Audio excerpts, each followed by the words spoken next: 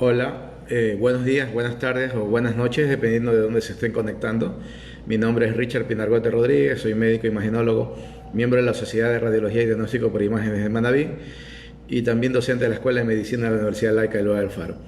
Nosotros llevamos adelante estos videos con el propósito de compartirles información que tiene carácter científico, carácter médico, en relación con la pandemia, con el COVID-19 y con esta cuarentena que de una u otra manera nos involucra a todos y obviamente que nos afecta a todos. Y en virtud de la afectación llegamos siempre con un fuerte abrazo a aquellas personas que se encuentran con un quebranto en su salud, muy en especial a aquellas personas que han padecido o están padeciendo COVID-19, ellas y todo su entorno. Entendemos que por la cantidad de información que se tiene sobre esto, o quizás por la sobre elevada respuesta de los medios, sin lugar a dudas uno enfermarse de COVID-19 tiene un sesgo de carácter psicológico muy importante e incluso podría ser más poderoso que la misma enfermedad para algunas personas. Y también llegamos con un abrazo de solidaridad muy en especial para aquellos que han tenido que ver partir a alguno de sus seres queridos, ya sea por COVID-19 o por cualquier otra causa que en el marco de las cosas que vivimos, sin lugar a dudas, aún es mucho más doloroso, mucho más triste y mucho más sentido ese tipo de despedidas. Así que un abrazo de solidaridad a todas las personas que lastimosamente han tenido que ver fallecer alguno de sus cercanos. Como nosotros hacemos muy habitual en estos videos, y que ya lo venimos haciendo más o menos desde el mes de marzo, hacemos una pequeña introducción en cuanto a los datos estadísticos nacionales, o sea, de Ecuador, y luego también tocamos la estadística a nivel internacional. Este video se transmite desde la ciudad de Puerto Viejo en Ecuador y la hora local del momento es 20 horas 5 minutos. Y al día de hoy, que es 16 de agosto, la situación que nos refleja el Ministerio de Salud Pública y el COE nos comenta que ya tenemos o ya superamos los 100.000 casos de contagiados según el Ministerio de Salud y estamos en 101.542 personas contagiadas con pruebas positivas según el Ministerio de Salud y tenemos ya más de 6.000 fallecidos cuantificados de forma directa por el Ministerio de Salud Pública y 3.000 son 6.070 para ser exacto, y 3.568 aquellas personas que han fallecido y que tienen una alta probabilidad de que se trate por COVID-19. O sea, que estamos hablando ya que superamos los 3.500, 3.600 personas que tienen que ver directamente con esto, que han fallecido por esto del COVID-19, de lo reconocido. Ahora, entendamos que el trabajo del Ministerio de Salud Pública, el trabajo de los que tienen que llevar adelante estos cuadros estadísticos, es menos que deficiente, es paupérrimo, es pésimo, mitad negligencia, mitad conveniencia, y por ende no es nada extraño que tengamos estas cifras de las cuales la mayoría de nosotros no creemos absolutamente para nada. Sin embargo, para tener una cuantificación real de lo que está pasando en nuestro país, estas cifras que maneja el Ministerio quizás habría que multiplicarla por 4 o por 6 y podríamos estar hablando de lo realista en cuanto a lo que tiene que ver.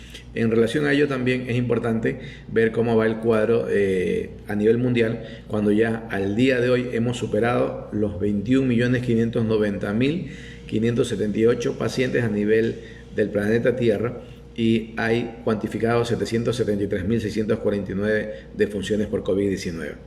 En primer lugar, Estados Unidos con más de 5.400.000, Brasil con más de 3.340.000 en segundo, la India, que ya al momento tiene más de 2.580.000 tercero, Rusia, que está teniendo en cuarto puesto con más de 920.000 un pequeño estancamiento en cuanto al crecimiento de sus casos. Lo de Rusia es interesante porque si bien es cierto, está por acercarse al millón de personas contagiadas, sin embargo, el número de personas fallecidas, ¿sí?, personas que tienen que ver directamente por el COVID-19, es bastante interesante porque tiene cifras que a nivel latinoamericano simularía como si el país tuviera, por ejemplo, una tasa de enfermos de aproximadamente 150.000, si lo comparo con el promedio latinoamericano, porque ellos tienen afectados, fallecidos por COVID-19, 15.653 para casi 1 millón de personas contagiadas.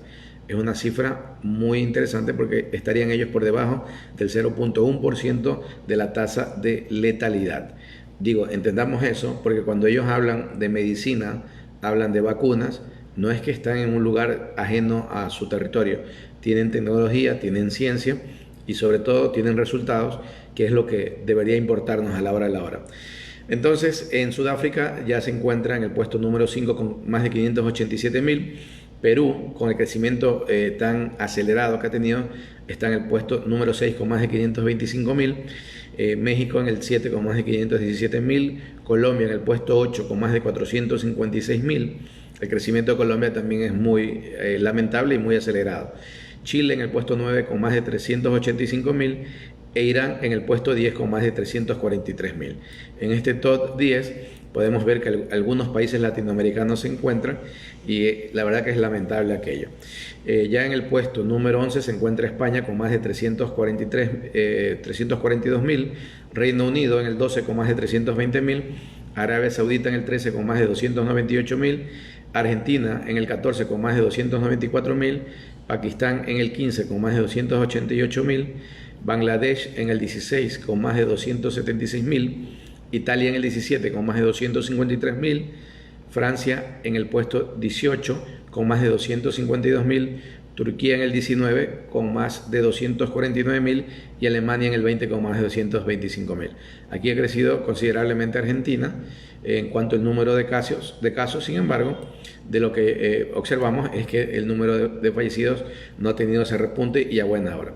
Turquía en el puesto 21 con más de 240, Irak en el puesto 21 con más de 176.000, Filipinas en el 22, Indonesia en el 23, Canadá en el 24, Qatar en el 25 con hasta 115.000, y aquí viene el puesto 26 Kazajistán con más de 102.000 y Ecuador en el 27 con más de 101.000.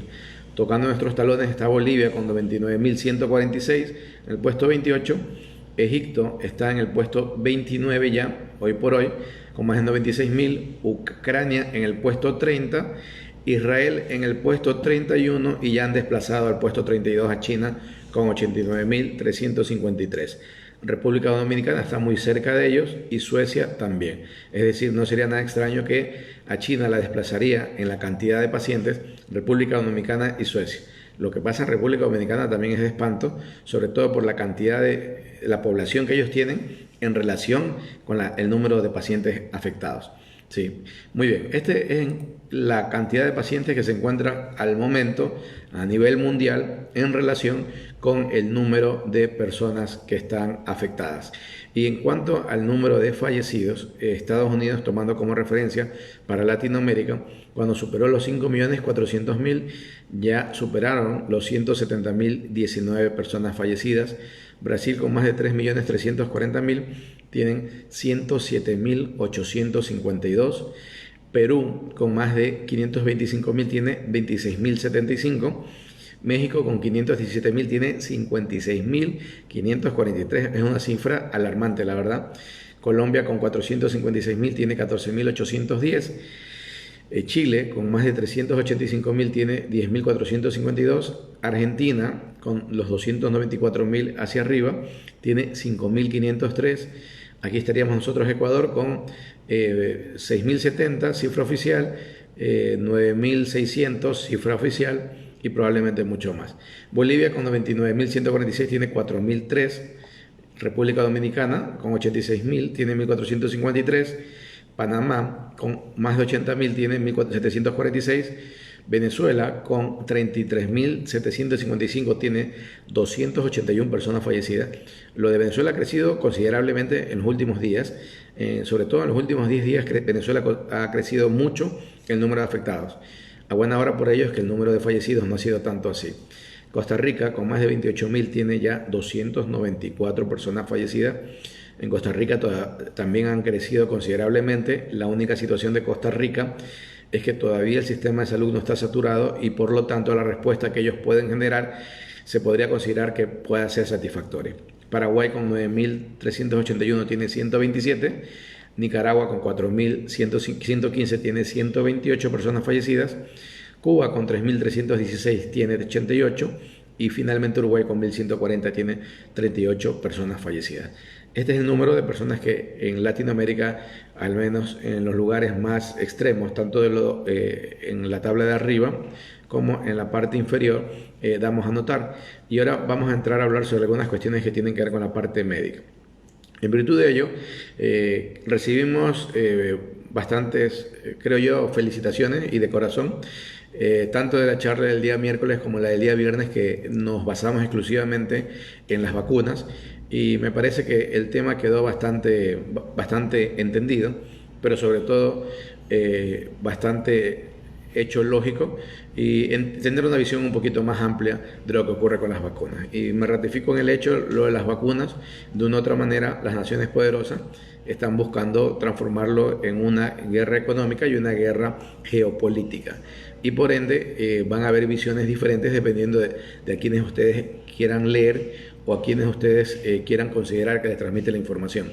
Entonces, y me ratifico nuevamente, si bien es cierto, ya tenemos dos vacunas aprobadas, una por Rusia, que es la Sputnik 5, y otra por China, ¿sí? Sin embargo, hay otras más que ya podrían dentro de poco recibir aprobación, ¿sí? Que tiene que ver una directamente con el laboratorio Moderna, otros con este laboratorio de AstraZeneca, ya muy popular por conocimiento, y probablemente unas dos más en relación a otros laboratorios, sobre todo de Europa, y otro de Australia. Entonces, quiero que sepan que primero no va a existir vacuna que uno se administre que no dé algún tipo de sintomatología en relación a la misma vacunación, que generalmente tiene relación con molestias en la zona de aplicación, con la presencia de prurito o algún tipo de sensación de quererse rascar a la zona afectada, también probablemente fiebre, quizás algo de malestar general, etc.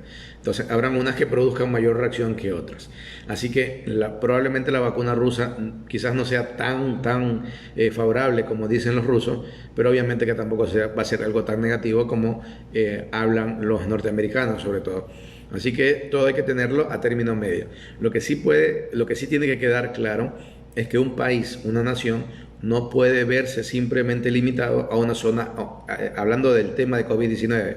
Y bueno, podría aplicarse hasta para otras cosas, pero hablando del tema COVID-19, una nación no puede estar sujeta a una sola línea de desarrollo en cuanto hablando del tema de vacunas.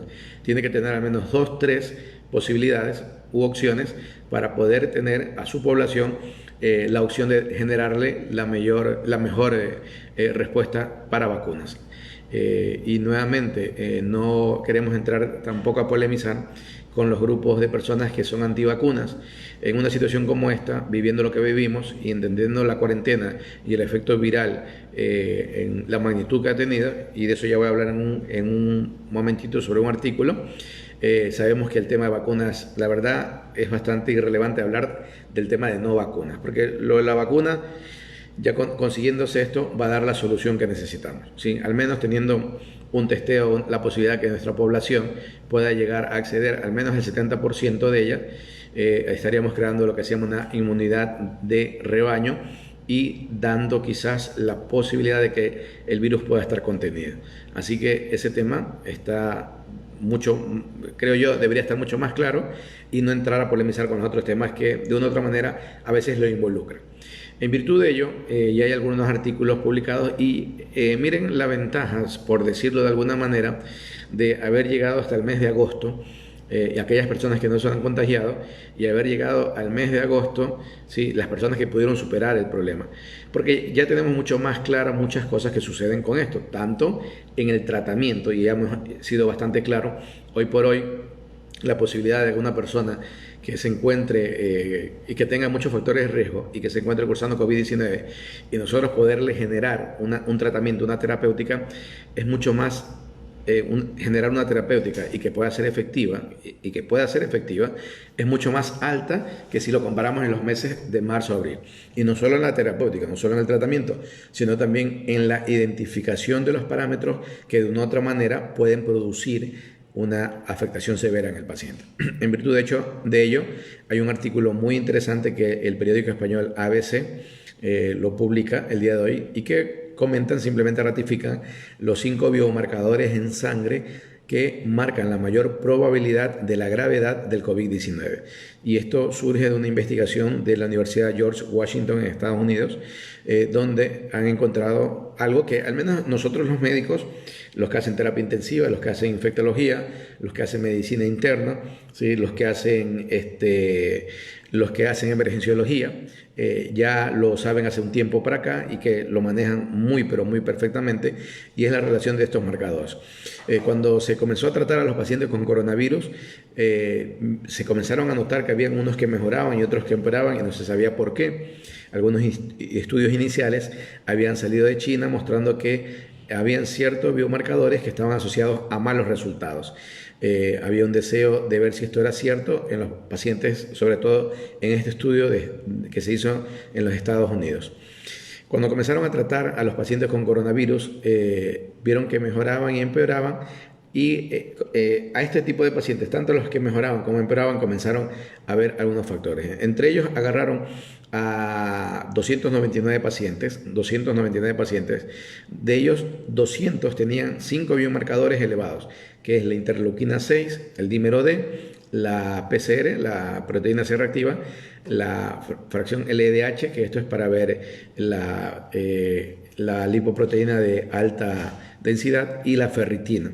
Entonces, con estos marcadores comenzaron a entender que estaban aumentando porque había una respuesta asociada a un proceso inflamatorio y a un trastorno hemorrágico.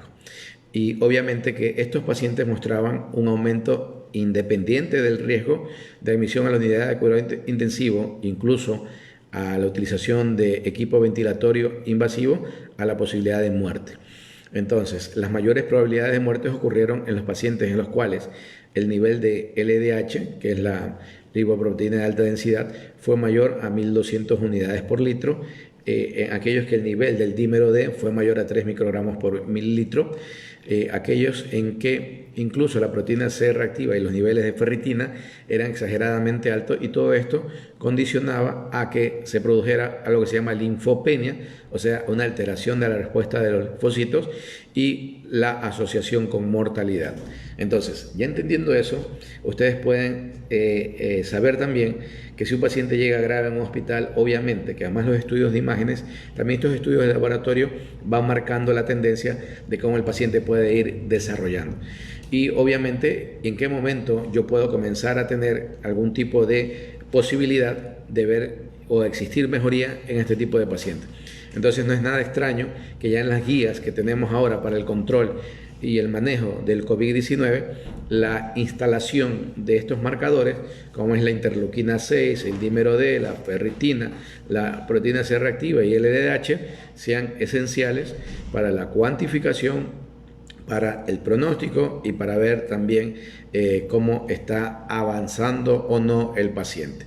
Y lo que hacemos desde el punto de vista imagenológico es que mediante las imágenes, sobre todo la tomografía de tórax, podemos cuantificar nosotros la posibilidad de que la imagen que observamos tenga relación con COVID-19 y el grado de afectación, clasificando esta afectación desde el punto de vista de imágenes en leve, moderada, severa y grave, ¿no? Entonces, en virtud de ello, ya la parte médica puede manejarse de mejor forma. Entonces, es importante que se entienda esto porque ustedes tienen que saber que la forma de que uno puede tratar al día de hoy, 16 de agosto, el COVID-19 es sustancialmente diferente a como lo hacíamos, por ejemplo, en abril. Y por ende, la tasa de mortalidad real debería ir decreciendo, o de letalidad, perdón, real debería ir decreciendo. Sin embargo, todo eso es factible en la medida que la respuesta hospitalaria permítame hacerla. Me explico. Por ejemplo, el hospital base que tengo aquí en Puerto Viejo para manejar el COVID-19 es el Hospital de Especialidades, un hospital que fue construido en el gobierno anterior y que estuvo pronosticado para poder llevar adelante a 520 camas de atención.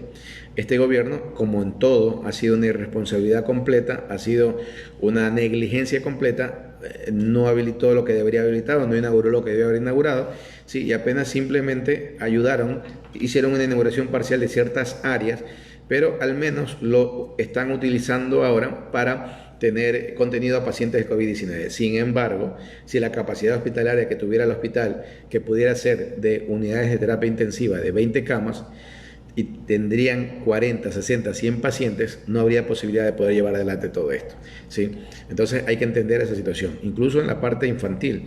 En alguno de los videos, de algunos artículos ya hemos hablado de que en los niños y en los jóvenes suele ir bastante bien el COVID-19 en relación a que pudieran ser asintomáticos, pero hay un porcentaje muy pequeño que pudieran presentar cuadros muy severos, ¿sí? Y que tienen incluso que tenían un parecido a un Kawasaki, ¿no? A enfermedades, a vasculitis. Así que esa situación también acá se ha palpado.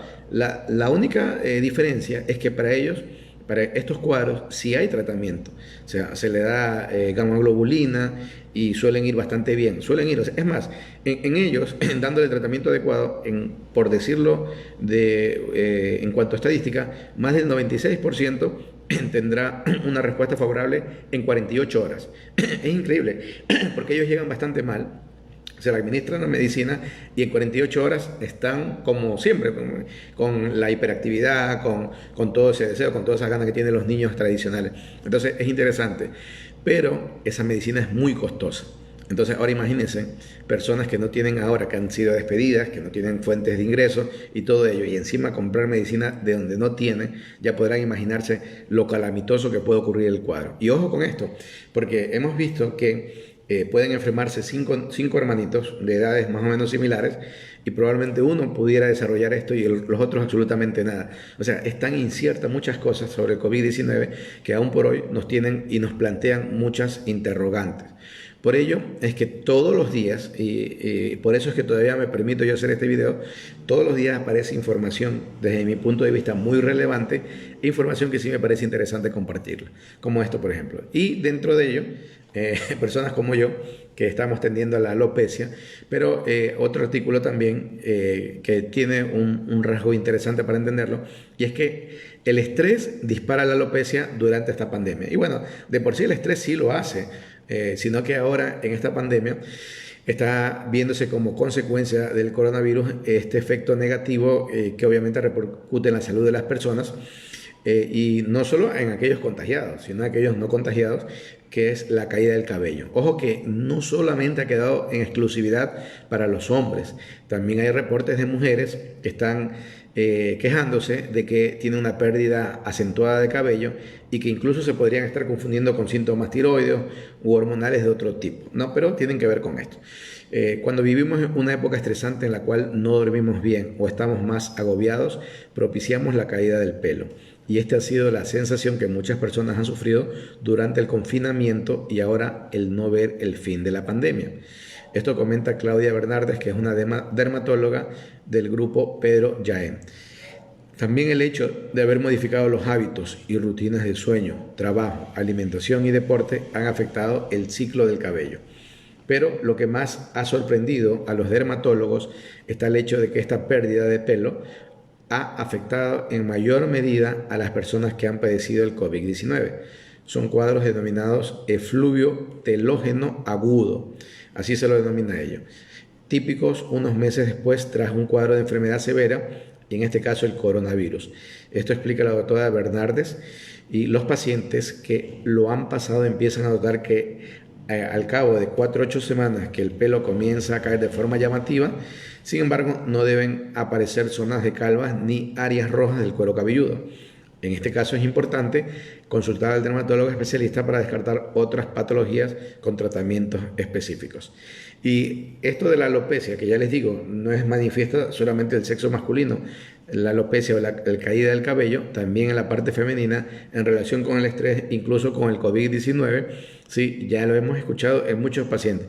Yo la verdad he tenido algunos pacientes que han tenido que hacerse estudios de ecografía de tiroides para descartar algún problema allí, junto con las pruebas de laboratorio obviamente, para descartar algún problema por una de estas situaciones. Ojo que no estoy diciendo que toda alopecia ahora está justificada por el COVID.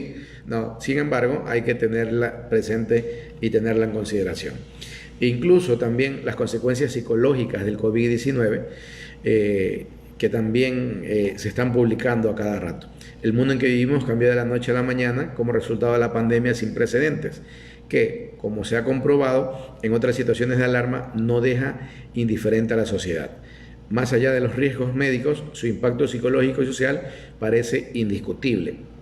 Sin ir más lejos, en la comunidad autónoma vasca, esto es en España, el primer afectado que fue detectado el 28 de febrero y en marzo el número de casos ya se habían disparado. Este rápido aumento de confirmaciones de casos y fallecimientos a la par generó estrés, ansiedad y depresión. Las investigaciones que llegaban desde China, que fue el país más afectado inicialmente, ya apuntaban a que el miedo a lo desconocido y la incertidumbre dieran o tuvieran como problemas a afectación de salud mental, produciendo lo que se denomina en psicología la somatización y conductas que aumentaron el consumo de alcohol y tabaco. La somatización, recuerden que es hacer algo psicológico orgánico. Es decir, por ejemplo, usted comienza a angustiarse, a deprimirse, a estresarse y de pronto comienza a ver que su estómago funciona mal, su colon funciona mal, su vejiga podría funcionar mal. Entonces eso es somatizar, ¿no? Y existen palpitaciones, existen el resto de cosas. Entonces ya se comprobó a más no poder como era de esperar, que las personas que respondieron y que padecían enfermedades crónicas causaban también más estrés, ansiedad y depresión en comparación con la gente que era sana y que era joven, obviamente. Asimismo, se halló que el estrés y la depresión aumentaban según avanzaba el tiempo de encierro y con mayor sintomatología en mujeres que en hombres. Bueno, entonces son cosas que van apareciendo poco a poco y que lo tenemos claro ahora. Culpabilidad en la infancia. ¿Qué han sentido los niños y las niñas con el confinamiento del COVID-19? Los estudios en el rango de edad entre 2 a 14 años muestran cómo esta nueva realidad les afecta en los planos físicos, emocional, social y académico. Concretamente, para valorarles, el grupo recopiló respuestas a preguntas cerradas y a dibujos en más de 1000 menores. Analizándolos, llegaron a la conclusión que, sobre todo, sienten miedo y culpabilidad al pensar que pueden infectar a sus abuelos y eso les genera conflictos sociales y emocionales. Sí, porque es la verdad, ¿no? Una vez se dice, cuidado, te acercas a tu abuelito, que tu abuelito lo vas a enfermar, lo vas a montar. Y sí, la verdad que hay que ser también tinoso cómo se le llega con los niños, sobre todo los niños más pequeños, que dentro de su inocencia, a veces ellos sienten este tipo de cosas. Y ojo que ellos también son más permeables y son los que mejor responden a todo este tipo de situaciones, ¿no? Paralelamente se detecta una necesidad urgente de juntarse con los iguales y salir al exterior, ¿sí? Y parece importante pues que los gobiernos tengan en cuenta a los menores en la gestión de las políticas sociales e inclusivas para paliar los posibles efectos de la pandemia. Por ejemplo, países que hacen muy bien esto es Argentina. Ellos sí están llevando adelante incluso tiempos para que los chicos, los niños puedan compartir en parques, incluso como pueden existir muchas parejas separadas, la forma en que la tutela del padre o de la madre pueda compartirla con los niños y sea de una forma bastante ordenada. Pero países como el nuestro, lastimosamente que todos hacemos mal con este gobierno, o extremadamente mal, ¿sí? Ni siquiera se ha mencionado este tema. Solo en algún momento la ministra de Salud, la ministra de Educación, que no sé cómo puede tener ese rango, intentó reabrir las escuelas y que todos volvieran acá, haciendo y causando el asombro de la mayoría de personas que entendemos sobre el problema y sobre todo porque vimos los ejemplos de países como Israel donde se hizo eso y fue un desastre. Entonces, intentar que ellos también tomen atención con la infancia, con la parte infantil, con la parte de los niños y adolescentes incluso, para que existan políticas que puedan ayudarles, la verdad que es pedir demasiado. Pero al menos nosotros como padres de familias responsables, tenemos que entender que ellos también necesitan un espacio. Y si en su ciudad ya hay posibilidad de poder realizar algún tipo de actividad al aire libre, por ejemplo, hacer un recorrido de algún parque que no haya congestión, no es mala idea hacerlo, ¿no? La idea es que ellos también puedan sentir el exterior, ¿sí? Sentir que no son parte del problema y sentir que no tienen ningún tipo de culpa, que el problema no tiene nada que ver ellos, sin lugar a dudas. Si el problema está en algo que escapa de nuestras posibilidades, y en virtud de ello, la parte al menos emocional, emotiva, incluso algunos padres podrán estar sintiendo que sus hijos han bajado en notas y se dan cuenta que de pronto el método, o sea, el recibir clases virtuales, puede ser parte de la culpa, pero no es toda la culpa, es también toda esta situación. Así que todo lo que se pueda hacer en favor de ellos, ¿sí? Bienvenido sea. Y ya les digo, a nivel de gobierno nacional es difícil que podamos tener una respuesta favorable. Este gobierno cada vez está actuando de peor manera, pero a nivel local, en cada una de las ciudades donde hay esas posibilidades, ¿sí? Por ejemplo, acá en Manabí, la mayoría de nuestras ciudades tienen parques, ¿sí? Hay unas que tienen mejores parques que otras, obviamente, pero sobre todo las ciudades pequeñas tienen lugares de expansión libre. Hay campo, hay zonas de playa, etcétera. Playas que no estamos diciendo que vayan a abarrotar las playas, estamos diciendo que si usted vive cerca de una playa, puede ir en lugares donde no haya la posibilidad de que haya congestión de personas, pueda llevar a sus hijos a dar al menos un respiro a toda esta pandemia. ¿Sí? Muy bien, entonces me parece interesante porque son cuestiones que afectan a la psiquis, no solo la alopecia, sino también los estados de estrés, ansiedad y depresión, y obviamente que pudieran ir en relación con la posibilidad de aumentar el consumo de alcohol, tabaco, de una u otra manera, siempre hará o intentará esto hacer más daño que beneficio, ¿no? Hablando del consumo de este tipo de drogas. Muy bien, déjenme ver el tiempo, si alcanzo, no. Bueno, otra noticia pequeña, al menos es un poco negativa, pero en Brasil la cosa también está tan complicada que el día de hoy, las últimas 24 horas, Brasil registra el récord en número de casos positivos con más de 23.000 nuevos casos. O sea, Brasil, nosotros estamos alrededor de 101.000 ya, pero Brasil en un solo día, prácticamente de nuestras cifras oficiales, ellos casi llegan al 23%, ¿no? 22%. Así que para que tengan una idea, la cantidad de personas afectadas, ¿no? 23.101 para ser exactos, para un total acumulado de más de 3.340.167, para un número de personas fallecidas de más de 107.852, ¿sí? Y que sin lugar a dudas se suman a la cantidad de personas que hay a nivel mundial. Por algo Brasil se encuentra en el segundo puesto, tanto de personas afectadas y obviamente también en el segundo puesto del número de personas que se encuentran, en la cantidad de personas que hay fallecidas, ¿no? Pero la India, la verdad que a mí la India me llama mucho la atención porque es un país tan grande, tiene una población tan inmensa que sin lugar a dudas la India, con ya casi cerca de 2.600.000 habitantes y cerca de 50.000 personas fallecidas, a uno cree que esto todavía pudiera tener una escalada mayor. Ojalá que las medicinas, ojalá que también lo que tiene que ver a las vacunas ya se comiencen a sentar para beneficios nuestros. Y nuevamente les recuerdo, no solamente es la cuestión de las vacunas, que también es importante, también es la cuestión de las medicinas. Teniendo tratamientos efectivos, de una u otra manera podemos nosotros estar un poquito más relajados, porque sabemos que eso influye directamente. Y ya en el mundo se encuentran 21 drogas aprobadas que influyen de manera directa para el tratamiento del COVID-19. 21 drogas, de las cuales hay dos que son muy interesantes en los pacientes graves o severos, que es el Remdesivir, que ya se conoce, y esta modificación del Favipiravir, que es la medicina rusa que se llama el Avifavir. El problema que tenía el Remdesivir es que es nefrotóxico, tiene afectación a nivel renal, ¿sí? Sin embargo, me imagino yo que las nuevas moléculas probablemente las están modificando para que esta afectación renal sea lo mínimo. Y probablemente el Avifavir tenga también otro tipo de connotación. Sin embargo, los resultados que dan crean bastante expectativa. El Avifavir es esa medicina rusa también, que de una u otra manera ya está llegando a Latinoamérica, ¿sí? Y desde Honduras y Nicaragua, tengo entendido, comienza ya a distribuirla. Y bueno, siempre tener herramientas, siempre tener otras posibilidades, me parece a mí que será bastante que interesante.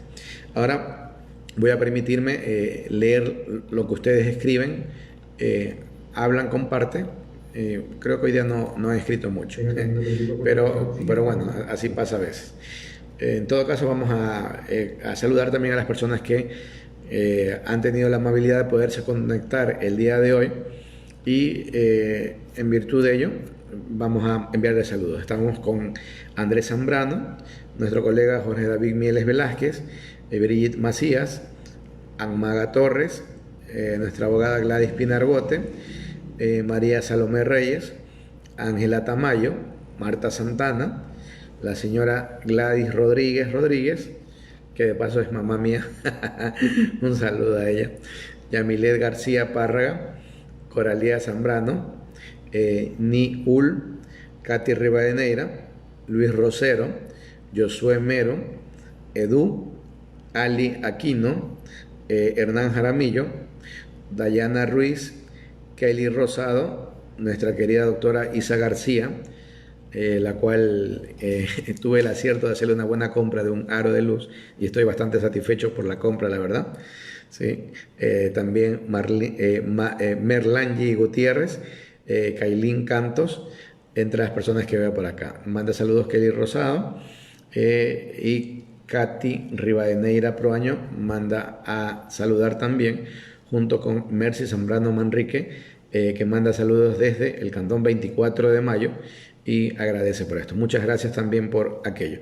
Entonces, yo, desde mi punto de vista, lo que estoy viendo es que se ha unido también Kailin Cantos, gracias por ello. Lo que estoy viendo es que, nuevamente les digo, desde el día miércoles, ya les dije, estamos viendo la luz al final del túnel. Y es verdad, cada vez estamos viendo que estamos ya teniendo una fecha probable en tener una solución definitiva, que serían las vacunas. Pero eso no significa que se va a terminar el problema ya ahora o en ese momento que la vacuna llegue, porque hay que administrarla y hay que llegar que llegue a la mayor cantidad de población. Recién cuando tengamos eso, ¿sí?, podríamos nosotros hablar de una cura completa. Sin embargo, nosotros creemos que ya desde el mes de enero, muy probablemente ya pudiéramos estar teniendo aquí en nuestro país, ¿sí?, las vacunas, y pudiera servir esto para al menos un pequeño aliciente ya poderoso para todos nosotros. ¿Qué significa?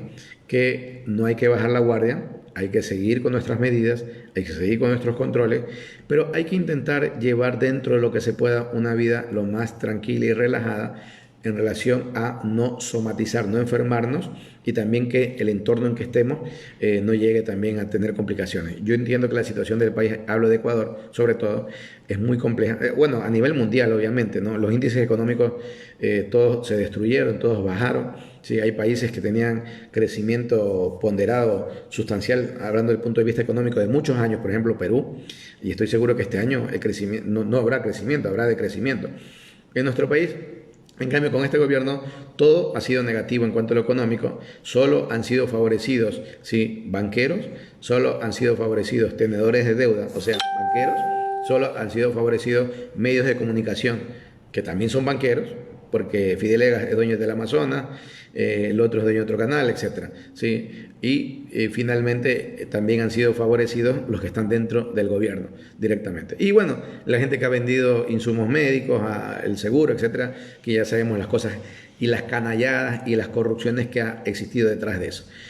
Sin embargo, pese a todo ello, ¿sí?, no hay que perder la mística, no hay que bajar la guardia y hay que intentar llevar las cosas. De pronto a veces estos estados de estrés, de angustia, de ansiedad pueden generar en su cabeza alguna buena idea para algún negocio, para algún emprendimiento, y ojalá que pueda tener la posibilidad de que le puedan ayudar financiar, porque a veces hay personas que tienen brillantes ideas, pero no tienen el capital para iniciarlo, ¿sí? Y en eso también fue una ridiculez y una tomadura de pelo lo que ofreció el gobierno mediante el Banco del Pacífico, de este crédito para paliar la crisis, a las cuales ofrecieron tanto y se habrán dado el crédito a muy pocas personas y probablemente cercanos a ellos, será más que suficiente. Mucha gente que intentamos hacer el crédito nos topábamos con una limitación, con un problema, todo ello, cuando se supone que era un crédito para justamente hacer lo contrario. Por ejemplo, miren, en Chile, miren, escuchen esto, en Chile, con todo lo que se puede decir del gobierno de Piñera, que para mí me parece malo, y la persona que es una persona de derecha extrema, aún así, allá en Chile, a los que demostraron que su renta disminuyó por encima del 30%, les dieron un crédito con tasa de interés al 0%. No es un crédito exagerado ni grande, pero es un crédito a tasa de interés del 0%, comenzándose a pagar desde el 2022. O sea, eso es ayuda.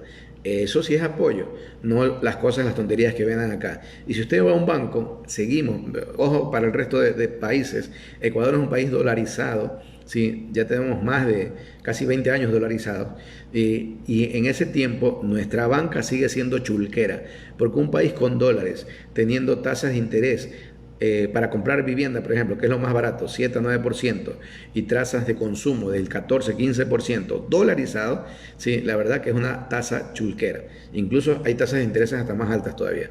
Pero si hubiera de verdad querido ponerse la mano en el pecho, sobre todo los banqueros, hubieran dicho, vamos a ofrecer un crédito con tasas de interés del 2%, porque al menos necesitamos que la gente no pierda, ¿sí? El 2%.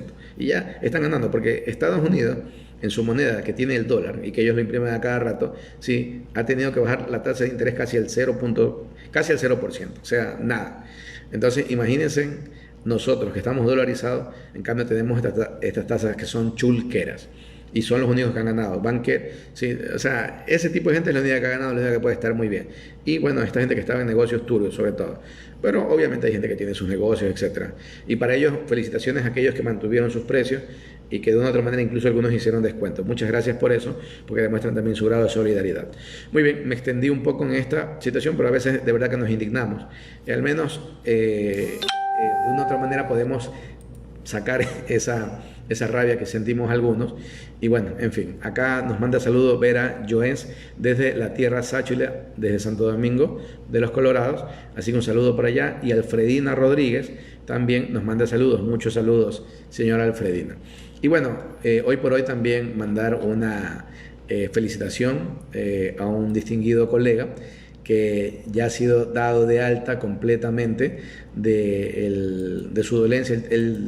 Él fue paciente COVID y estuvo en terapia intensiva más de 21 días, la verdad, más de 21 días. Y para nosotros es nuestra fuente de inspiración, porque consideramos que él tocó casi el nivel de milagro. Me estoy refiriendo al doctor César Macías, que habita en la ciudad de Santana, y el cual nos sentimos bastante alegres de que haya podido superar el problema, muy en especial por la familia, porque si a alguien uno le va a hacer falta es a la familia. O sea, usted ni en su trabajo, ni en el lugar donde normalmente frecuenta, lo va a extrañar para nada como lo extraña su familia. Para su familia usted, aunque se tenga que despedir de este mundo, nunca se va a ir. Nosotros, las personas que hemos perdido familiares, les podemos hablar de eso, ¿sí? Y obviamente toda la gente que ha perdido a alguien sabe que para uno, para la familia, para las personas que quieren a alguien, esa persona jamás se irá. Entonces nos alegramos muchísimo por el entorno de su familia y en especial obviamente la gente que lo quiere. Es una persona que agradece haber tenido un hospital de especialidades sirviendo para esta pandemia, y de una otra manera también vemos un ejemplo de lucha en él, ¿sí? Porque superó, teniendo algunos factores de riesgo para que el problema le afectara demasiado, lo ha podido superar. Y si él lo puede superar, creemos que otras personas también lo pueden hacer. Así que fuerzas a toda esa gente. Y muchas gracias por estar acá presente.